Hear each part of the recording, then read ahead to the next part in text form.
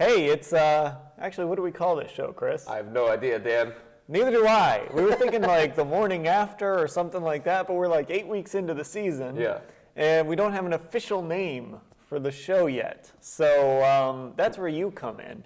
Like I said, we were kind of thinking the morning after, because especially after a game like that. That's right. I like it. Like you had a really great day, but you're also kind of not feeling great the next day. So, morning after kind of works, but jump down in the comments or tweet at us or something and let us know what you think we should call this thing, because we don't know. The Hoyer train, we can't call it the Hoyer train, because who knows how long that's going to last. No. But regardless, the Browns were winners yesterday. What about Monday morning quarterback? I think that's taken. Yeah, maybe. I don't think we want Peter King. He'll walk on set and just start throwing stuff around. Yesterday, so last week we saw the Browns play a Jacksonville team. And by the way, jump down in the comments, sign in, ask us questions, talk to us, or you can call in 216-772-1373. That number is up in the post as well if you need it. Against Jacksonville, they played a bad football team that played like a bad football team, and they lost. Yep. Yesterday, they played a bad football team that played like a bad football team, and the Browns won. Yeah. Is that progress? What exactly happened yesterday? I don't know. I'm still trying to figure it out, Dan. All right, so there are two ways that I look at yesterday's game. As the game was going on yesterday, Dan, I was frustrated, man. It was rough. I was throwing things. I was screaming at my girlfriend. She was getting annoyed. She asked me if we could turn the game off because she was so annoyed with how bad the Browns were.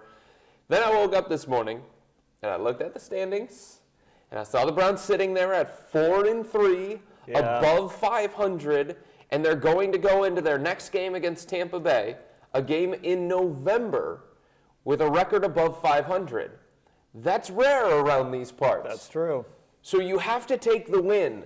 It is Victory Monday. It's something that you want to celebrate, you want to enjoy, but I also think, Dan, that it's okay to put things in perspective, and I think it's okay to look at the big picture of this team when evaluating the roster, when evaluating certain players, when evaluating the performance as a whole. And the performance as a whole, simply put, is not going to be good enough to beat Tampa. And yes, I know it's Tampa, and Tampa Bay's not a great football team. Nobody's going to say that they are. But if the Browns play the way that they did yesterday against the Tampa Bay Buccaneers, they will lose at home.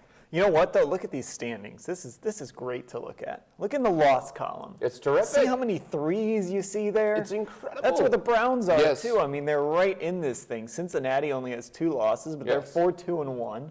You got to play Cincinnati again still. So if the Browns can get things figured out, which is weird to talk about after a win, but if they can get things figured out, get things turned around, they're right in this thing, not just for the division, but the wild card as well. And, I'm of the thinking that if you're in November and you have a shot at the playoffs, you go for it. Yeah. You got to do whatever it takes to try and get there. And you know what, Dan? You would rather be in the Browns' position figuring things out, so to speak, going into the Tampa Bay game, coming off a win against the Raiders, as opposed to another embarrassing, another devastating loss against Jacksonville.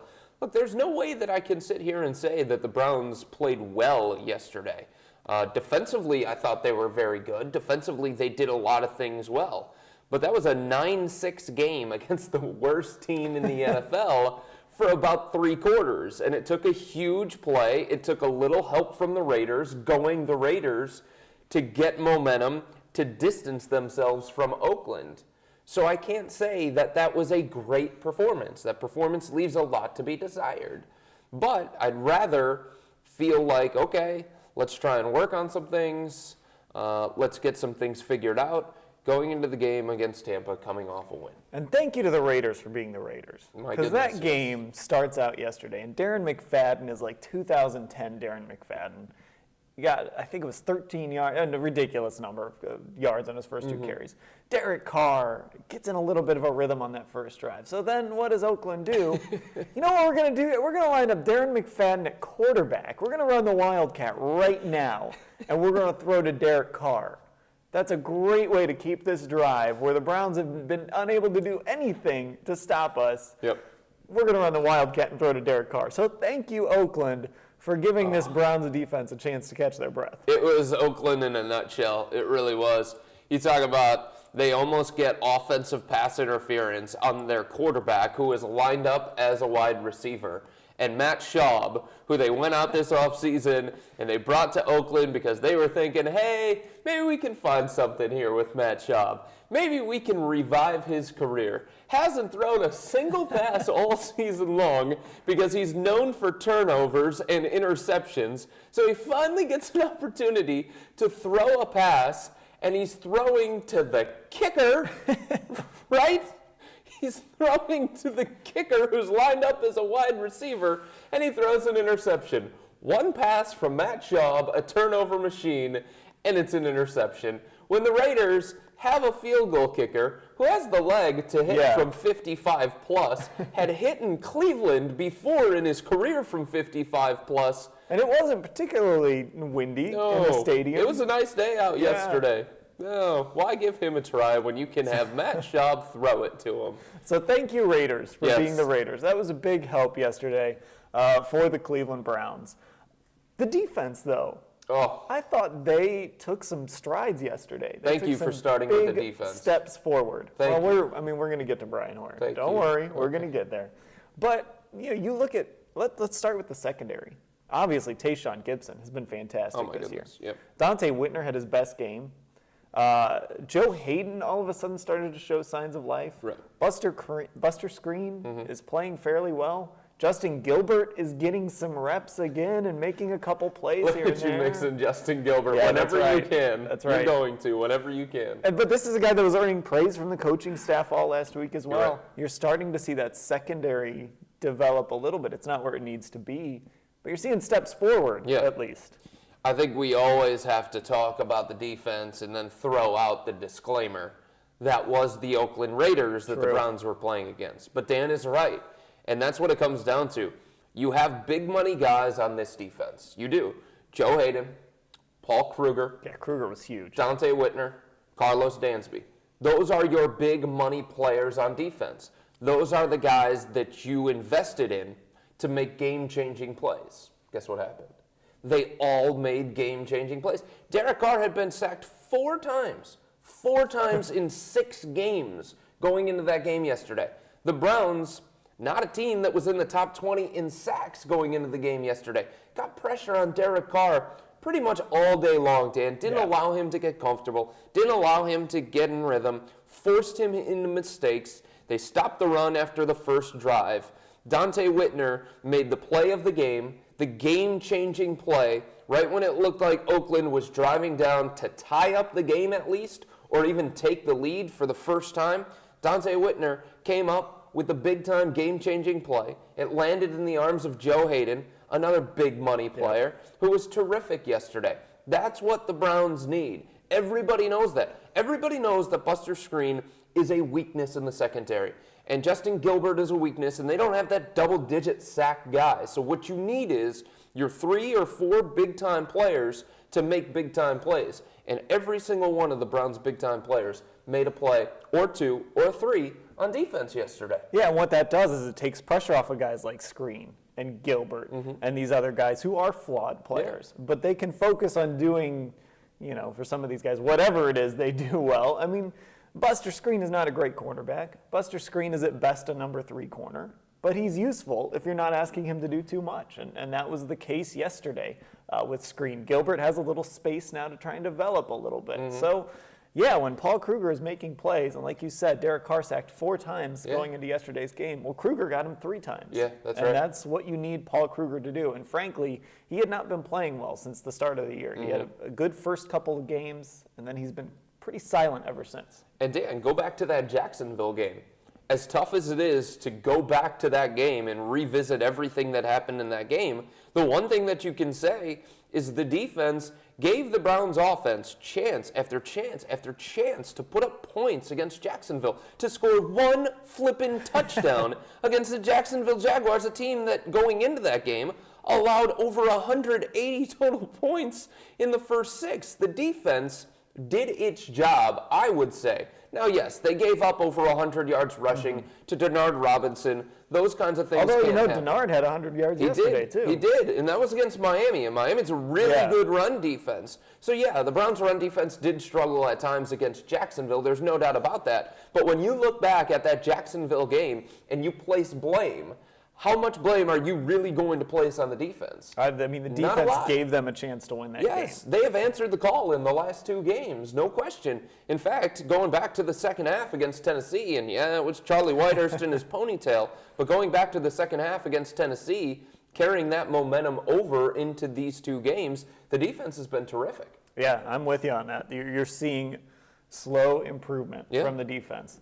The run defense is still very much a question mark, but yesterday Oakland didn't seem too concerned with trying to exploit that. And that's where the real test is going to come. When you play a team that's going to say, you can't stop the run, so we're actually just going to run the ball like crazy against you. And the Browns haven't played a team as well coached enough to actually take advantage of that. But, hey, they did what they needed to do yesterday. Looking ahead at the schedule, Tampa Bay is not that team. No. You know what I mean? Maybe Cincinnati. Cincinnati has a good running game with Jeremy Hill, the rookie, and Gio Bernard. Then the week after that is Houston. I think that's when we're really going to start to see, how good is this defense really? How good is this team really? Yeah. Because you do have that stretch. Cincinnati is better than I think a lot of people tend to give them credit for. So many people look at the Bengals and they're like, oh, the Bungles and Andy Dalton, he's got the fiery head and he makes mistake after mistake after mistake. That's a Cincinnati team that just beat a really good Baltimore team yesterday at home. And Houston's playing better than a lot of people thought coming into this year. J.J. Watt is a nightmare. Jadeveon Clowney is terrific. Arian Foster is playing like one of the best running backs in the NFL. They still have Andre Johnson. Buffalo playing better than a lot of people expect. Then you've got Indianapolis. Then you've got Cincinnati, Carolina. We're in the middle of a stretch where the Browns need to get these wins, which is why the Jacksonville game was so frustrating, because you've got to build up those wins on that win-loss record because you've got a tougher schedule to finish the season. And I want to feel like, as a Browns fan, Dan, that this Browns team can play against the Houston Texans and the Indianapolis Colts and the Atlanta Falcons and the Cincinnati Bengals, those kinds of teams. When you lose against Jacksonville, it's hard to believe that. When you struggle for 3 quarters against the Oakland Raiders, it's hard to believe that. So I want the Browns to fix what went wrong yesterday against Oakland, put a whole 4-quarter game together, build some great momentum going into that Thursday night against Cincinnati. And I think that works to your advantage, too, that you've got the Bengals on a Thursday night, because you've got them on a short week, and crazy things can happen on a short week. Yeah, you can kind of throw everything out the window when you play 4 days after your last game. And the Bengals have Jacksonville this week. The Browns, of course, have Tampa. So neither team has a real difficult opponent that's going to beat them up too much. Right. But, then you're going to go to Cincinnati, play that short week game. All bets are off in that situation. If you can beat Tampa, and that's still a big if after what we saw yesterday and what we saw last week, you're going to Cincinnati, short week, you got a chance to really do some damage. Yeah, I guess the problem is you look at Cincinnati. They've had 2 really tough games in a row. They played basically 5 quarters against Carolina, and they were tested big time against Baltimore yesterday before pulling that one off. But this upcoming week, who do they get? They get the Jacksonville Jaguars at home, so they're not going to be tested as much as maybe the Browns are going to be tested by Tampa Bay. Game balls. Yeah, well, I'm starting with Tayshaun Gibson. Again. Tayshaun Gibson, it. I feel like he's the tone setter for the defense. So many people talk about Dante Whitner and his hard hits and Paul Kruger and Carlos Dansby, and that's fine. You can talk about those guys all day long, and they deserve it after the way that they played yesterday. But Tayshaun Gibson coming up, making that play when the defense needed to make a play. And you said it, Dan. Oakland had a lot of momentum there on that drive. They were completing passes. They were ripping off runs in chunks. And Tayshaun Gibson doing what he does, putting himself in a position to make a play and then making the play.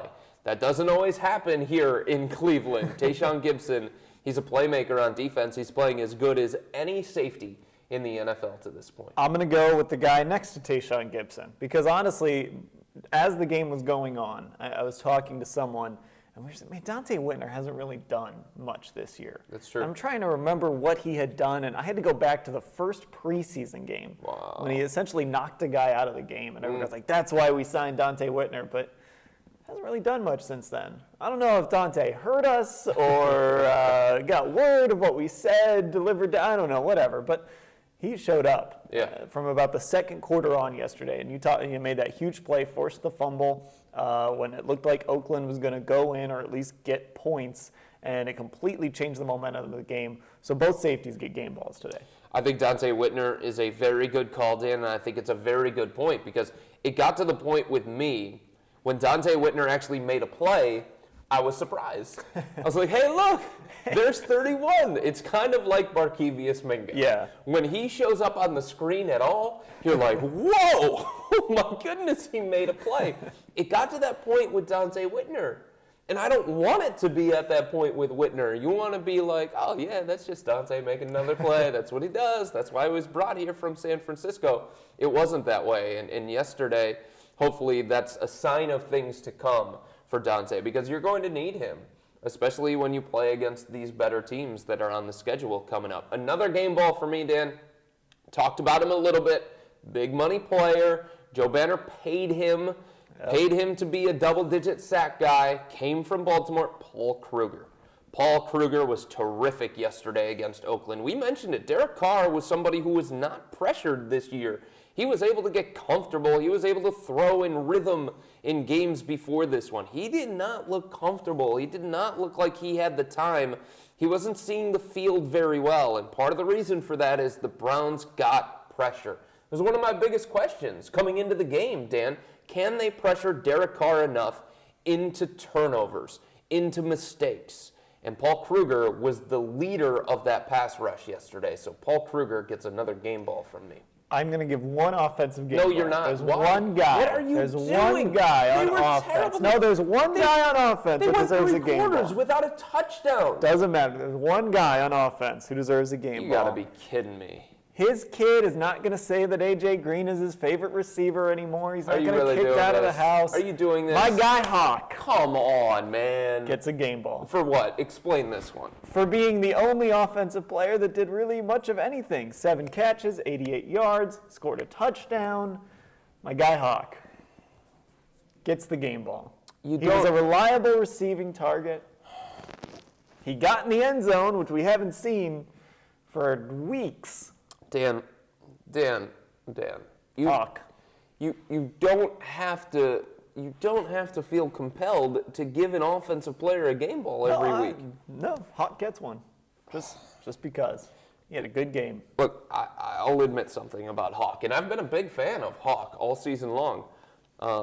He understands how to get open. He's a reliable target when you need to move the chains. Dan, the 2 biggest plays that he made yesterday were blown coverages. Come on, man. It's all right. The touchdown was a blown coverage. Nobody went with him. And then, after that forced fumble by Dante Whitner, the return by Joe Hayden, Hawk was wide open. Nobody was within 5 yards of him. That wasn't him.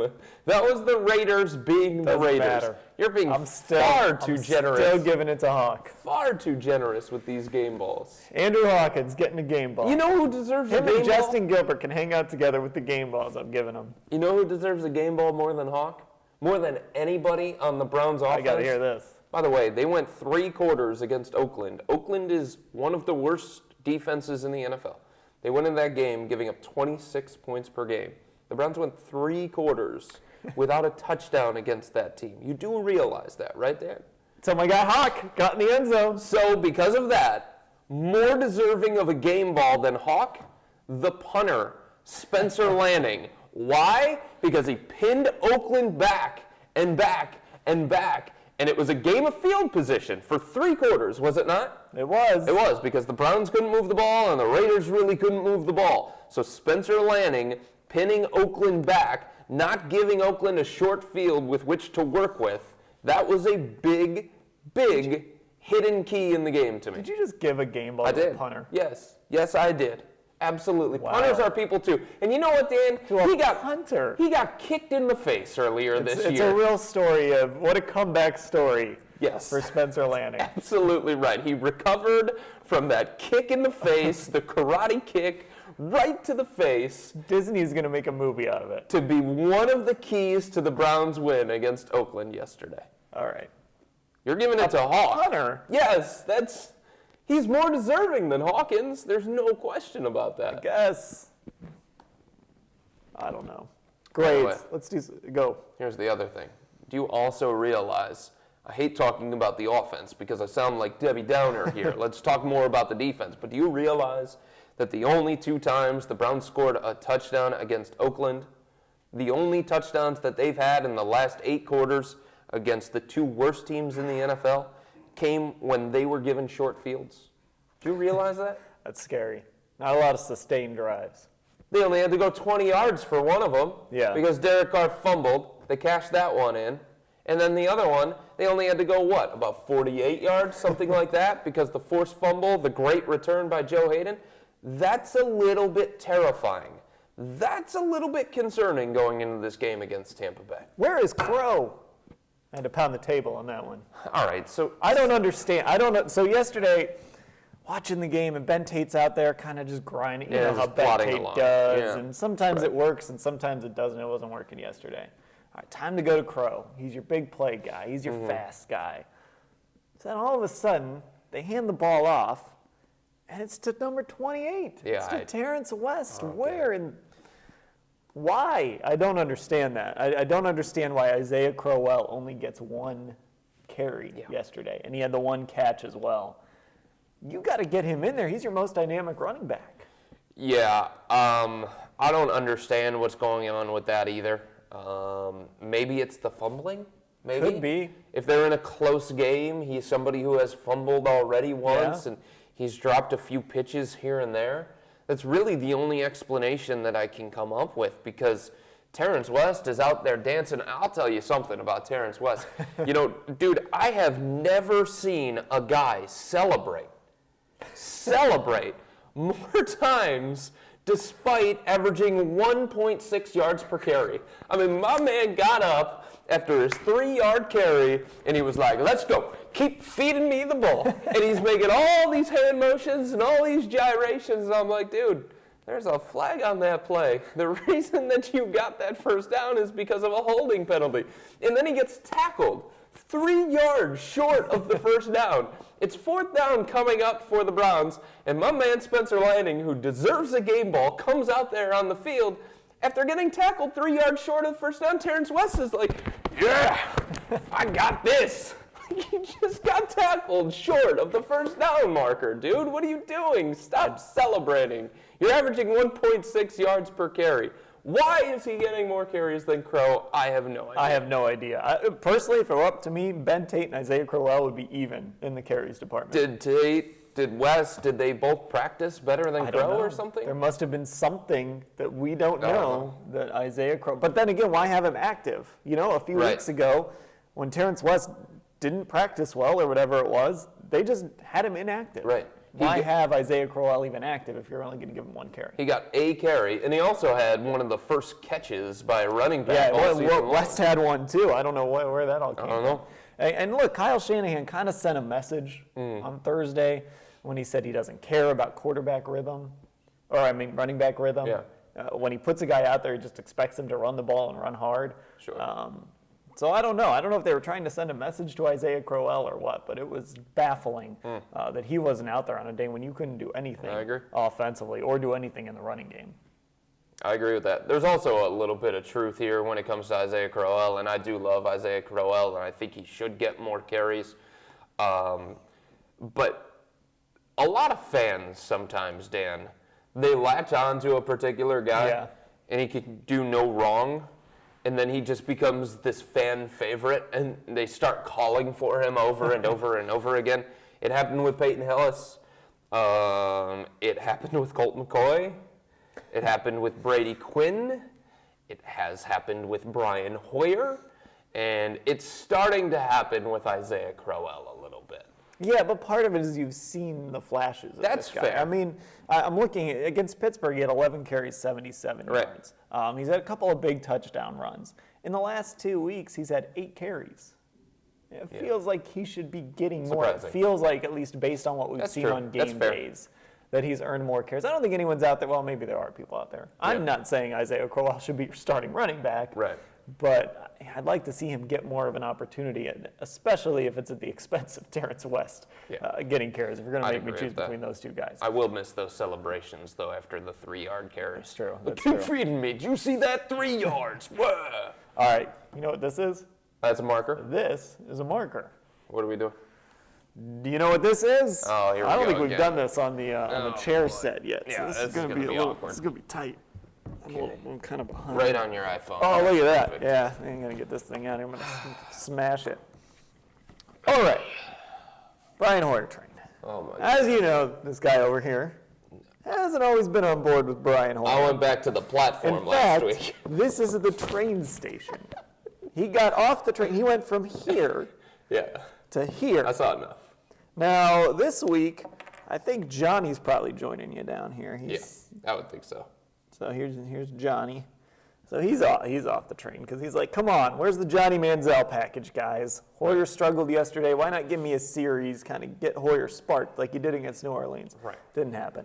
It's not Brian Hoyer's birthday anymore. That was a long time ago. That's gone. His agent still hanging out up there on the front, right. not carrying any money. Negotiating some more deals with Mr. Hero. He's got lots of Mr. Hero gift cards. Roman burgers for everybody. So I don't know where you can go from the station. Right. I know you're not getting on the train after that game that's yesterday. not happening. But where are you going from here? All right, are you so- like hailing a taxi? Yeah, that's exactly what I'm doing. There's my hand, and it's waving back and forth, back and forth. I am hailing a taxi because you're I am leaving. looking. I don't know what that is. That's kind of like an arrow or It's like something a that. pickaxe. Yeah, maybe that's what it is. I'm looking for some other form of transportation. That's where I'm at. I'm not calling for Johnny Manziel to be the starting quarterback. I understand why the Browns are not going to go with Johnny Manziel as the starting quarterback. But I feel like I know who Brian Hoyer is at this point. And I think it's about time that more people start to accept who he is. He's an average quarterback. He's a guy who can make some plays every now and then when coverage breaks down, when he's got wide open guys, when he's got a running game on his side, when the offensive line is protecting him. But I'm not this guy who's going to sit here and praise him because he's 4-3 as a starter this year and because he's 7-3 as a starter in his career with the Browns. The Browns went 7 quarters without scoring a single touchdown against the 2 worst teams in the NFL, Oakland and Jacksonville. So who gets the blame for that? It's a quarterback league, folks. Everybody knows that. When things go right, the quarterback gets all the praise. And when things go wrong, you've got to blame somebody. And the fact that you can't score a touchdown in 7 quarters against Oakland and Jacksonville, that's on him. That's on Darth here. Darth, with whatever this outfit is that he's wearing, that's on him. You could sit there and say, oh, the running game this, and the offensive line that, and the wide receivers this. Look around the NFL. Guys aren't playing behind great offensive lines, and they're making plays. Some quarterbacks don't have running games, and they're making plays consistently. Not everybody has great wide receivers, and they're still going out there, and they're playing well. He was 2 for 12 on 3rd down. 2 for 12 on money down. His only 2 touchdown drives yesterday against Oakland came on short fields after the defense did something to get him the ball in a good spot to be successful. So I get more and more frustrated when I watch Brian Hoyer play because I feel like he's leaving plays out there, Dan. And I feel like when the Browns go up against better defenses, and they are going to go up against better defenses and better teams, Brian Hoyer is going to get exposed. He's Mark Sanchez. He's Ryan Fitzpatrick. The win-loss record is pretty, but not a lot of it is because of him. It's also concerning that what we've seen, and we saw it yesterday, when he throws the ball down the field, there's been a lot of times when receivers have gotten behind defenses. Oh, my goodness. And he throws it short. Yes. Did it to Benjamin yesterday. Right. He's gotten bailed out on a couple. We all remember that kind of spinning catch from Hawkins against New Orleans, and Benjamin had one like that earlier this year too. At deep ball, you're seeing the lack of arm strength there. And I understand that arm strength isn't everything, but when a guy gets behind the defense, you got to get the ball to him and get 6. Dan, I felt, given the lack of pressure that Oakland was able to get, given the opponent, I thought he played a terrible game. I thought he was awful. To go 2 for 12 on 3rd down against Oakland is baffling to me. So I'm hailing a taxi because I'm looking for a different kind of ride. Not this guy yet, though. How much confidence do you have in Brian going into the game against Tampa Bay? And Tampa Bay's not great. Tampa Bay's not great. We understand that Tampa Bay's not great, just like Jacksonville's not great and Oakland's not great. How much confidence do you have in him going into Tampa Bay? Not a ton. I mean, you can toss that win-loss record at me all you want to, but I think what you can do, Dan, you can evaluate individuals and you can evaluate quarterback play independent from wins and losses. Yes. It's just like Ryan Fitzpatrick in Houston. They're 4-3, aren't they? Do you think a lot of people are comfortable with Ryan Fitzpatrick at quarterback right now? Probably not. Given the way that he's played? Probably not. No. And, here's the thing. It's not saying that, Johnny Manziel needs to start next week. I never said that. I don't think anyone is calling for that. Because I personally don't think Johnny Manziel does anything real differently than Brian Hoyer. And he might not be ready. He's going to run around a little more. He's going to get some rushing yards. He's going to extend some plays.